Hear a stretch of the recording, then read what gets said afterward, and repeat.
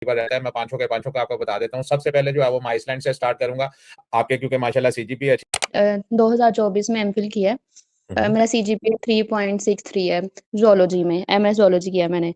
तो फिर नेक्स्ट ये प्लान था कि यूके का, क्योंकि वहाँ पे एक तो स्पाउस साथ लेके जाना था और दूसरा उसकी सक्सेस रेशो अच्छी थी। लेकिन अब जो करंट सिनेरियो चला है उसकी वजह से वो वाला प्लान जो है ना वो सर कैंसिल करना पड़ रहा है, क्योंकि वो उस तरह से वो कोई अच्छी ऑप्शन नजर नहीं आ रही उसमें। आपसे ये रिक्वेस्ट है कि आप काइंडली कुछ गाइड कर दें कोई कंट्री जिसमें जिसको ना जो है ना वो सेलेक्ट करना और उसका हर प्रोसीजर जो है ना वो इजी हो और विद स्पाउस हो। हम्म। अच्छा बेटा, मुझे ये बताओ कि आपने जब यूके का प्रोग्राम बनाया था, तो यूके अब आप सेटलमेंट के लिए आ रही थी, स्टडी के लिए आ रही थी, ये पहले आप मुझे जी बताओ। जी बिल्कुल। सेटलमेंट ही था मेन ऑप्शन जो था ना हमारा पर्पस।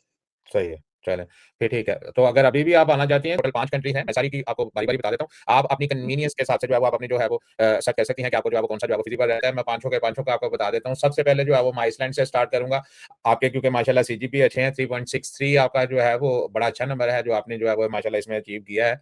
तो इसमें अगर आप इसके साथ जो जी है वो अगर आइट्स का थोड़ा-सा अटैच कर लेती हैं, 6.5 या 7 बैंड आपका आइट्स का आ जाता है, तो आइसलैंड में आप जो है वो अपने स्पाउस के साथ जो है वो वहाँ पे स्टडी फ्री कर सकती हैं। आइसलैंड छोटा एक कंट्री है, थोड़ा-सा शेंजन से हट गया है, लेकिन पार्ट ऑफ शेंजन है। वहाँ पे आप फ्री ऑफ कॉस्ट जो है वो स्टडी भी कर सकती हैं, और आफ्टर कंप्लीशन ऑफ स्टडी अगर आपको अपनी फील्ड में वहाँ पे जॉब मिल जाती है, तो आपके पास जो है वो काफ़ी अच्छे चांसेस होते हैं आप वहाँ पे पीआर हासिल करने के। सेकंड नंबर पे आप आ जाएँ स्वीडन में, जिसका आजकल पाकिस्तान में बहुत ज़्यादा बूम आया हुआ है कि भी चलो, चलो स्वीडन चलो। उसमें भी आप अपने हस्बैंड के साथ वहाँ पे आ सकती हैं, लेकिन एक चीज़ ज़हन में रखिएगा कि वहाँ पे आपको लैंग्वेज बैरियर फेस करना पड़ेगा। वहाँ पे जो है वो आपको स्टडी सीखनी पड़ेगी अपनी जॉब हासिल करने के लिए। वहाँ पे भी आप पढ़ने के लिए आ सकती हैं अपने हस्बैंड के साथ, और जो है वो आपके हस्बैंड जो है वो फुल टाइम आपके हस्बैंड को जो है वो जॉब जो है वो अलाउ होगी। तीसरे नंबर पे जो है वो फिनलैंड है।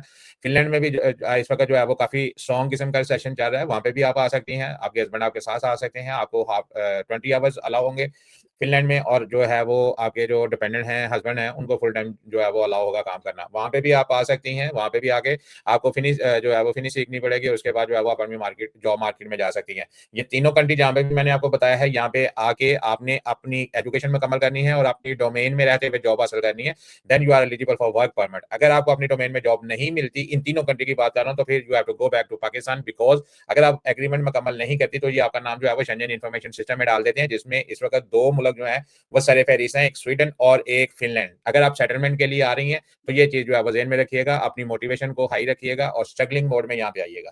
और अगर आप इन तीनों कंट्री में सही। से किसी को चूज करती हैं, तो फिर भी आपके पास जो है वो सेकंड ऑप्शन आपने हमेशा से, जैसे ही आप यहाँ पे लैंड करें, अपनी सेकंड ऑप्शन के बारे में जरूर जो है वो डिस्कस करें, और जरूर जो है उसके बारे में जो है वो गाइडेंस हासिल करें। तीसरे नंबर पे जो है, चौथे नंबर पे जो है वो लिथुआनिया है। लिथुआनिया में भी आपका जो है एडमिशन हो सकता है। आपके स्पाउस, अगर आप अभी प्रोसेस स्टार्ट कर लेंगी, तो आपके स्पाउस आपके साथ भी आ सकते हैं, और अगर आप जो है वो थोड़ा सा लेट करेंगी, तो पहले आपको यहाँ पे आना पड़ेगा, और आपके आने के महीने 2 महीने बाद आपका स्पाउस भी यहाँ पे आपको अटेंड कर सकता है। ये हम ज्यादा रिकमेंड करते हैं। वो इसलिए रिकमेंड करते हैं कि अगर आपका मकसद जो है वो सेटलमेंट है, तो यहाँ पे आके आप जो है वो सेटलमेंट की तरफ जो है वो जल्दी चले जाते हैं। एक तो यहाँ पे आके जो जिस सेटलमेंट में इजी सेटलमेंट हो जाती है वो कंट्री है जर्मनी। जर्मनी में आपको 5 साल बाद पीआर मिल जाती है, छठे साल में आपको जो है वो पासपोर्ट जर्मनी में मिल जाता है। लेकिन उसके लिए ये है कि आपको वहां पे आके आपके जो डिपेंडेंट होंगे, स्पाउस जो होंगे, उनको जो है वो पहले 2-3 महीने में इंग्लिश में वो वहां पे जो है वो लाइसेंस कर सकते हैं।